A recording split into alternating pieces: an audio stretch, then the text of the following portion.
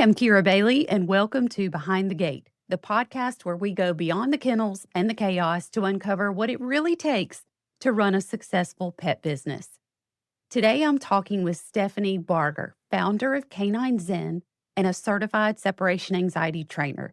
She specializes in helping dogs and their families work through fear and anxiety, and we'll dig into how focusing on this niche impacts both pets and business. Stephanie, it's great to have you today. Why don't we start by having you introduce yourself and the work that you do at Canine Zen? Okay, yes. My name is Stephanie Barger, and I specialize in separation anxiety and behavior modification for fearful and anxious dogs. So, very specialized, kind of a niche. I don't do basic training, but I have some amazing trainers that I refer out to. What pulled you toward separation anxiety as your niche? Was there a moment you realized general dog training wasn't enough and you needed to specialize? It was more about what I like to do and how I like to work with the dogs. I am very interested in problem solving and helping dogs to become more comfortable in our crazy human world because it is not dog friendly most of the time. And we have spent so many decades, centuries breeding dogs for particular purposes, and now we're asking them to be in situations that they were not bred for. So I really enjoy kind of picking apart what's going on and how can we help the dog feel more comfortable in its environment. And to some extent that happens in basic manners. The problem that I find is that there's a lot of people out there that can do the basic manners. And when people have dogs that are not responding to the general training techniques out there, the number of people available that have the skill set to go beyond that and start, trying things and experimenting with what does this particular dog need, that is a much smaller number of people. Right. And that's true with behavior modification, even more true with separation anxiety. So I know a number of trainers that will do behavior modification, but when it comes to separation anxiety, they're like, yeah, nope. It takes a special person to be able to do So that. I just saw the need. Specialization can be a double-edged sword. It sets you apart, but then it also narrows your client pool. So have you wrestled Mhm. with that tension at all? Yes, I will say that I do have to work a little bit harder to get a full roster of clients. At the same time, I also am able to spend more time on those clients. And the clients that I work with need that extra time. So I find that being able to really dig deep into a case is very beneficial. How long do you typically spend with a client, not just in one session, but from the very beginning until the end? That is going to depend on mainly the client and the response of the dog. Because I offer, initially, the support is extremely hands on and they get a lot of support. The way that I construct my packages is making sure that when they are finished with me, they have the tools and the knowledge to continue improving on their own. So they don't necessarily need to be working with me until the situation is completely resolved. Just they know what they're supposed to do. The dog understands the new skill set that they need. They're understanding how to support their dog, and then they just continue the process. I do have, steps down for support after that initial, intensive package, but some clients elect not to avail themselves of that. And they, I'll hear from them, 3, 6, 12 months later about how well they're doing based on what we were able to do together. And then I have clients that I'm with them for years because they want that heavy, hands on. I'm doing most of the work. They go in and open up a spreadsheet and do what I tell them to Mhm. do situation. And that's just their lifestyle and what they want to do and what fits in for them. One of the things that I do is all of the approaches that I have with my clients. There's many different ones, but it's all based on what their needs are. So I treat the household. So a family of 5 with teenage kids that have all sorts of activities, their plan is going to be very different than a single person who, are living by themselves with them. So you don't have templated programs, but what about pricing? Do you have specific pricing levels, or do you develop, okay, this program is going to take this many weeks and this much of my time, and so this is your price? It's very personalized. So it's based on the number of appointments, one-to-one appointments, I think it's going to take in order to introduce everything. And so I have the minimum is going to be 4 appointments, and the maximum at this point is 8. And that is because it's it's a very intensive program. And if it's taking more than 8 appointments to introduce everything, we're trying to tackle too much at one time. And that's going to be overwhelming for the client. It's going to be overwhelming for the dog, and it's going to slow down success. So I limit, okay, we have to figure out what, if there's more than is going to be able to be covered in 8 appointments, then we have to prioritize, and we have to get this down to the point where we can cover it in 8 appointments.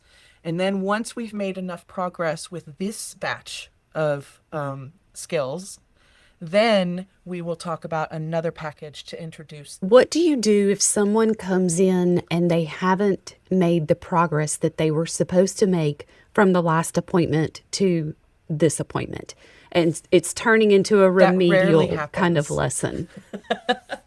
So that rarely happens because of the way that I have it set up.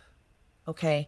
And that is because we review and introduce skills on that virtual appointment, and I use Zoom. But then throughout the week, I am giving them step-by-step exercises, and they are completing those exercises and providing me notes and letting me know how the dog is doing. And I also use an app to do video review where they send me videos and I give them feedback on it, on them doing the exercises with the dogs. Okay, so not only am I getting their interpretation of their notes, but I'm also... And so as long as they are doing these things, very rarely am I addressing something that hasn't progressed in the next appointment, because we've already done it in the spreadsheets and in the video So review. you really shepherd them through step by step. Yes. Okay. Gotcha. Yes. I had a question and now it just went right out my head. It does, occasionally while you're thinking, and those are the people who are not sending me videos or are not, doing the maximum allotted exercises, because I don't just give them the full amount of exercises for the week, because that's not helpful.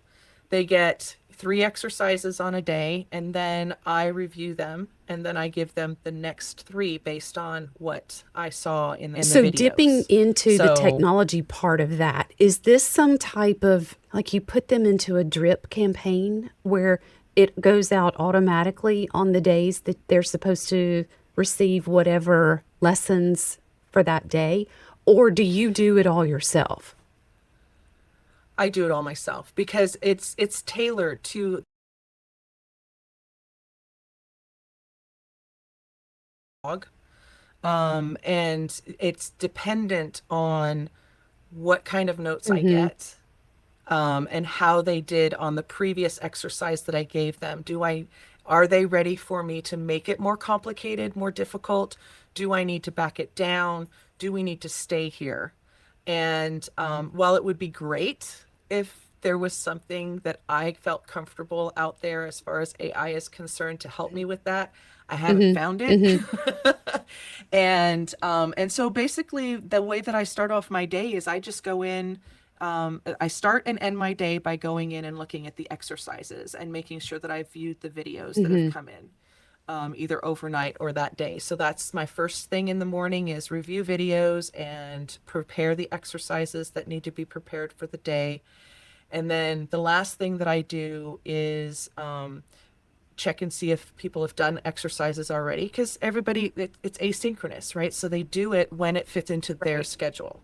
And so for some people, that's not until 8 o'clock at Right. night. Well, I'm done at You're not checking 5:30. homework at 8 o'clock at So night. no, but I'll do it at 5:30, and anybody that's done it throughout the day, I'll go ahead and prep them for the next morning, and then that limits what I need to do in the morning for those people who did them. So that high touch limits the number of clients that you can handle at one time. What is your, I'm comfortable dealing with this number of clients at one time? It is going to depend on, but generally anywhere between 10 and Ooh, 18, that's a lot. So you do it all right? from home. So I do it all from home. I'm not running around town, which is tiring, okay, and takes more time. I don't need to have more than, a half an hour in between appointments. I can very easily do 4 appointments in the day, two in the morning, two in the afternoon, and still have a nice break and not starting crazy early or going crazy late.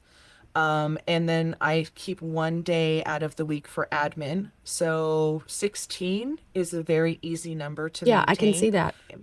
And I would rather give that case the time that it needs in order to succeed and hold off bringing somebody in than to have a load. And I want to be able to provide my clients with, the care. Right. And these separation anxiety cases, they're high touch, they're emotional, they're often drawn out. So, where does the work take the biggest toll on you? Is it on your systems, on your clients, on your life as a whole? Where do you feel it just taking the biggest toll? I think, I mean, it's very important to feel empathy for your clients. Where it becomes difficult is when clients are hitting crisis moments at the same time. And I have, maybe half the clients are at their wits' end, or they had an incident, or they had a setback, or they're frustrated about something. And I'm just, appointment after appointment, I'm having to be the cheerleader and having to be Hmm. supportive. Whereas in the background, I'm like, okay, so yes, setbacks happen.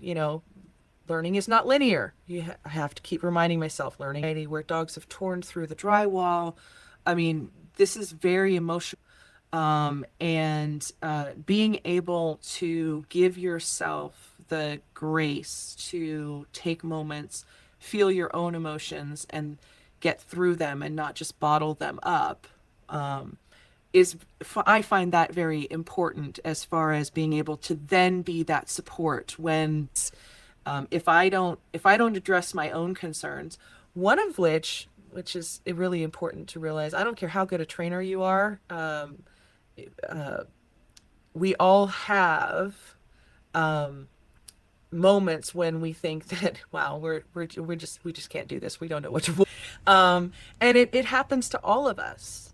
And it frequently happens when more than one, for me, when more than one case is Yeah. hitting a. I've talked to so many veterinarians who say the same thing that you just said. They go from one patient room to the next patient room, and they're dealing with, in this room, they're dealing with having to give some bad news. The dog had cancer. And then they go right from there to the next room with a puppy. And the owners are all happy and excited, and it's new and joyful. And they're having to deal with that transition over a course of 5 feet. How do you, Mhm. that is so Yes. hard to try and internalize without burning out. Yes. And, to some extent, having that general practice can actually be beneficial because you have that break from the serious case, right? To the, oh, cute puppy, oh, they're being so, that's just puppy behavior. It's not, at this point, it's not anything serious, Right. right? It's the puppy is mouthing. Why? Because puppies chew. That's how they explore their world. they're not trying, exactly, they're not trying to eat the stranger. They're trying to taste the stranger. That's the difference. And so having that, those inserts of the lighter stuff can actually make it easier to deal with the heavier stuff, but it also means that there's that shift that needs to happen that is really, and I will be honest with you and say that, I have occasionally in the past taken on an easier case that I normally do that I might refer out sometimes. I'm honest with my clients and say, I can refer you out. You do not have to pay my specialized rates for this. This is a developmental thing. I'm happy to work with you, but sometimes if they're open to it, I will take on an easier case because I need a little palate Yeah, you need cleanser. to feel the joy. I need A quick something that win. is, yeah, Yes. Yes, everybody yes, needs that. exactly. Running a specialized Yeah. practice, what has been the hardest part to scale without burning yourself out? Client intake, communication, scheduling, or simply emotional bandwidth, which we were just talking about? So, as far as scheduling is concerned, I put that, a lot of that is automated or the client does it. So I don't do my own scheduling. Occasionally I will if there's a glitch with the system or I have a spot that isn't available for them to schedule. But most of that is either automated so that the link, I push a button and the links go out because they want to go forward. So that's what happens and they get what they need and then they schedule. So that has over time become less of a time suck. I think that the marketing aspect is probably the one that is hardest to scale. Do you mean client acquisition or do you mean social media presence? I have actually gotten to the point, I have a couple of, I have one person who sends me a few graphics a month, and she does it for a lot of different people, and I can brand it to my brand and that kind of thing and come up with my own captions. But for the most part, I do my own, and I've made some templates that I just use the same templates over and put different information in. I have used AI in the past as far as, hey, I want to do some posts on this, just to kind of help that thought process. Spark some creativity there. And yes, and blogging, writing articles, and, client acquisition, just getting that word out there in those different ways is the thing that I find the hardest. Not a I'm not a big fan of marketing. You either are or you aren't. You go one way or the Right? other. Yeah, Right. but and it takes a lot of time. And if you don't enjoy it, So it and takes a lot of energy too. Well, when you look yes. at your day to day around separation anxiety cases, scream for better systems. Client progress tracking, Ooh. follow up reminders, feedback loops.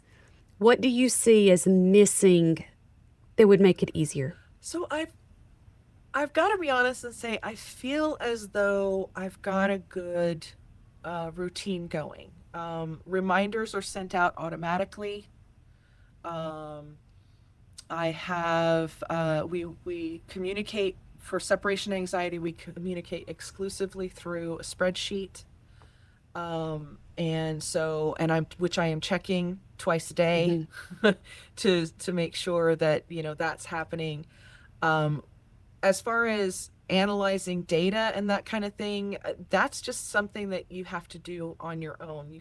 In my opinion, I don't want to rely on either someone else or an artificial intelligence to do that. Are you worried that That it does won't not be mean that. accurate? Is that why you don't want to lean more into the automation and AI? No, because I think that AI still needs some moving and thinking outside the box. Okay. And a lot of the cases, whether it's separation anxiety or behavior modification that I work with, require thinking outside of the box. Mm.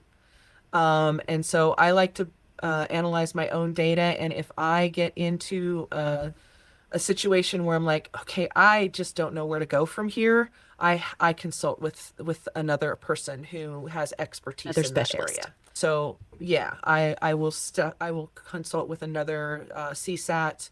I actually am involved in a group of people who work with separation anxiety where we meet weekly, and we, touch base with each other and discuss cases and exchange ideas and No, approaches, that's nice and, to have hey, that have you tried support. this? Yeah, I'm the main person, but it's not like I'm an island with no influence. If I run into a problem, I'm like, hey, I need help, and I have a group of people that will easily and The dog training industry is full of just general obedience trainers. From your perspective, what risks do you see when separation anxiety gets treated just like another obedience issue? well, it's not. It's an emotional issue for the dog. The dog is panicking. They do not feel safe being left alone. No amount of obedience training is going to make them feel better about being alone. We have to do something to convince them that they are not about ready to die. The fact that they are not with their people does not mean that they are not safe. So you treat the disorder And first, and then you can look at yeah, obedience. yes, yes. And it's not that particularly with behavior modification, separation anxiety, I very rarely do any obedience stuff unless there are behavior modification issues outside of separation anxiety that are contributing to the emotional state of the dog is making it harder to treat the separation anxiety. So, for example, if they are having, walk after walk after walk where they're barking, lunging, and growling at other dogs, then we might be looking at, and let's get some calm water. But for the most part, separation anxiety is not about any kind of Mm. obedience skills Do on you cue. find that separation anxiety is an isolated thing, or do you see that as, okay, this dog suffers from separation anxiety, so there are likely other issues as well? It depends. I've seen dogs that have no other problems other than the fact that they can't be left alone, and then I see dogs that there are other things going on that are contributing to their emotional state that make the separation anxiety worse. Okay. And that's why we track data. So some of the things that we track are, did the dog have a dog walker, doggy daycare, a pet sitter within the last 24 hours? Were there noise issues, noise events that they were bothered by in the last 24 hours? And and as we track these things, we can see in some dogs that, oh wow, after the thunderstorm or after the fireworks, they have a lower tolerance with being left alone. They just can't do it. Whereas other dogs are like, yeah, no, it doesn't matter whether there's a thunderstorm or not. I just don't like Right. being alone. Right. Period. Everything else is Yes, fine. after that stressful event, it takes them a while to decay, and people don't Yes. realize that. And adrenaline dumps, it takes time for us to come back down from that. Even if we are looking like we are coming down from that, those things are still Right. elevated in our Right. systems. And so our reaction to the next thing is more intensive than it would have been if we were coming from the normal. Do you Yeah. think the pet training industry undervalues specialization? And what pressures does that put on trainers who do choose to niche down?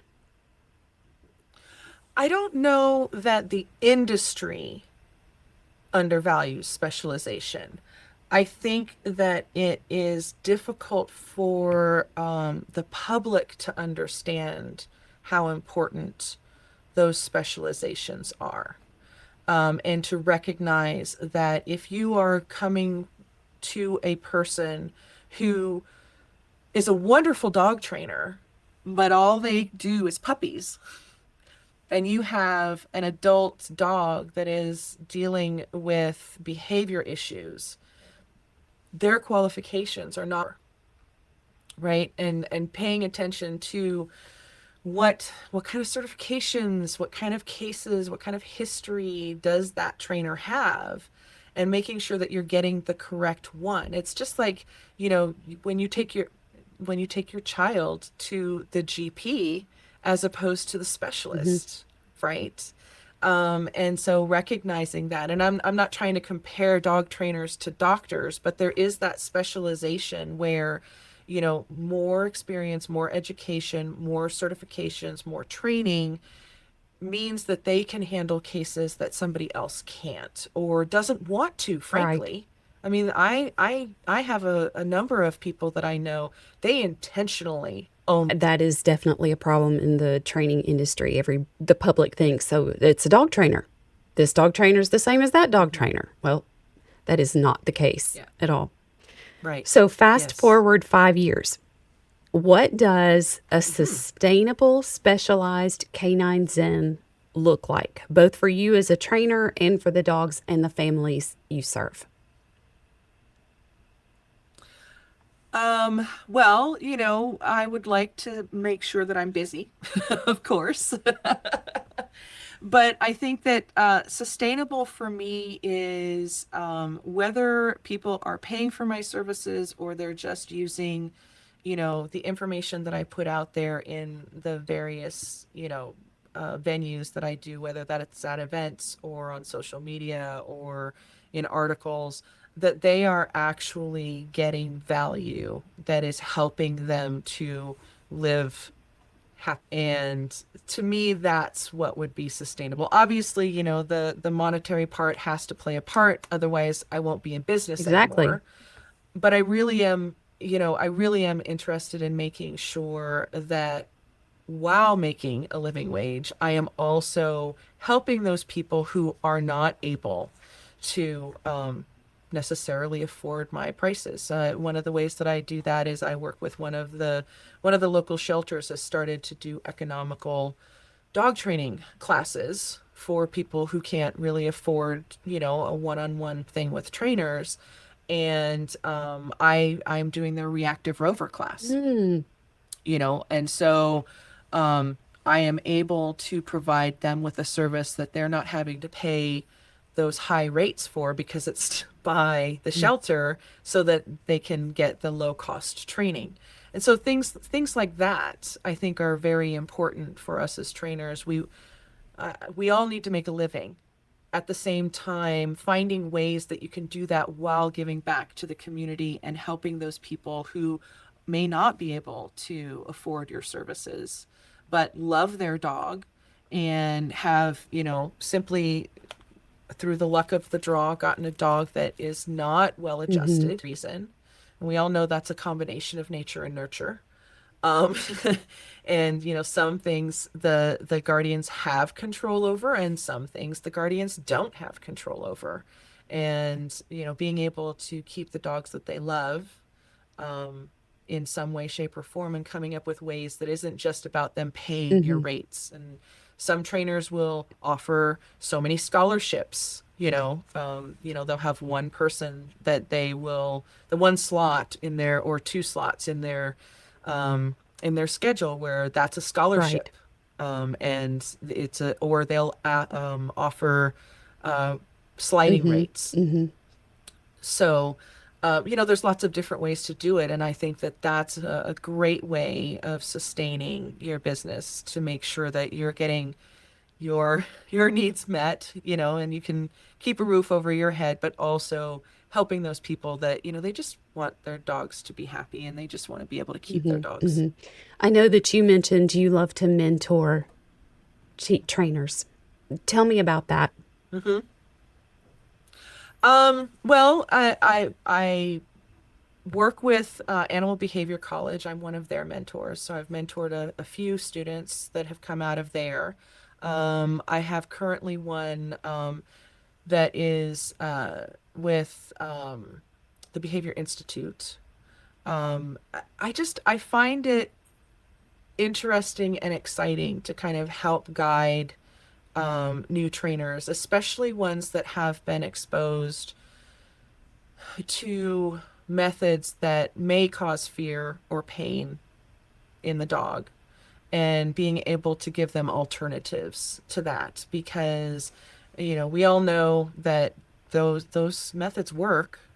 I mean, they do work, but they erode the bond with the dog, and frequently they come out in other ways. Those problems start manifesting in other ways, and there's a lot of suppression that happens when you're using those more aversive methods. And so being able to introduce, because a lot of schools, not all of them, thank goodness, but a lot of schools are looking at it from a more balanced Mm-hmm. approach. Mm-hmm. And so they're teaching all Mm-hmm. the things. And I would rather make sure that we're focusing on the more positive, encouraging, confidence building, bond, nurturing elements when we're training our dogs, as opposed to the ones that are going to it also makes the dog able to make good choices in situations that they had not yet experienced. Whereas if you are using aversive methods, frequently the dog is looking to you to tell them what to do. And if they encounter something new, they don't know what to do because they haven't been taught to problem solve safely. They haven't been taught to that, okay, you can make choices and sometimes they're not the right one, but we'll fix that and we'll help you make the right one. We're not going to make this a scary or a painful situation because you made the wrong decision. When you meet with new trainers or prospective trainers, are there ever things that you learn about them that you're like, this is not going to work? You're not cut out for this job. Yeah. One of my first questions is, why do you want to be a dog trainer? And a big kind of red flag for me, and we have a nice conversation about it almost immediately, is when they say, well, I love dogs, but I don't particularly care for people. Some people will say, I hate people. I don't get along with people. And my response is, then you are in the wrong business. You are looking to have the wrong career, because it is the people that you are serving. Yes, you are helping the dog. I'm not trying to negate that. But they are the ones who are reaching out to you. They are the ones that are going to decide whether or not they feel comfortable working with you. They are the ones that are writing your checks. So if you cannot engage with people, and I think I mentioned it earlier, I treat my human clients the same way that I treat my canine clients, in that no pain, no fear, and no judgment. We are meeting each other where we're at and we're moving forward from there. I may not necessarily agree. I have a lot of clients who, they've gone to other trainers and they have been given techniques that I would not use. And potentially techniques that have made their situation a little bit more complicated than it was before. And there's no judgment. You did what you were asked to do. And, now we are where we are at. And so let's move forward from here. And this is why I want you to stop doing this. But instead, we're going to do this. Not just, oh, you shouldn't do that. It's explaining what the ramifications are, and this is potentially why the reactivity has gotten worse. And so what we're going to do is we're going to try something different. And I want you to stop doing that, and we're going to start doing this. And then the other thing too is, I come across people who have been told to use particular equipment that I would not use. But that's the only way that they've managed to get any semblance of control over their dog. I don't think it's the best choice to immediately say, okay, you have to stop using this. Don't use it at all. Okay. And now we're going to use this. Instead, I transition them, right? It's like, we're not going to be using this when we're working together. And then once you start becoming comfortable with the new tools, then I want you to start phasing out this other thing, and, maybe we will stop doing the thing that requires that piece of Mm-hmm. equipment. and help They won't them, trust you then. If with you tell them to no, they're eliminate not the going to one trust you. thing that has gotten them some success, they are not going to trust you. I mean, my goal is to get them away from it, and I am quite successful at it, but I don't immediately say, Yeah, oh, it doesn't have to be we're on not day doing that one, right? anymore. Yes. Right. Well, Yes. Stephanie, thank you Yeah. so much for sharing your perspective today. If people want to learn more about you and Canine Zen, where do they go? The best thing to do is to go to my website. It's www.caninezen, and canine is spelled out. So it's CANINEZEN.com. And I start all people out with a free 20 to 30-minute call where we discuss your situation and determine whether or not I'm the best trainer for you. And you can sign up straight from the website to do that. And otherwise, you can call. The number is also on the website. You can call or email. Thank you again for today. I really appreciate you meeting with us. Thank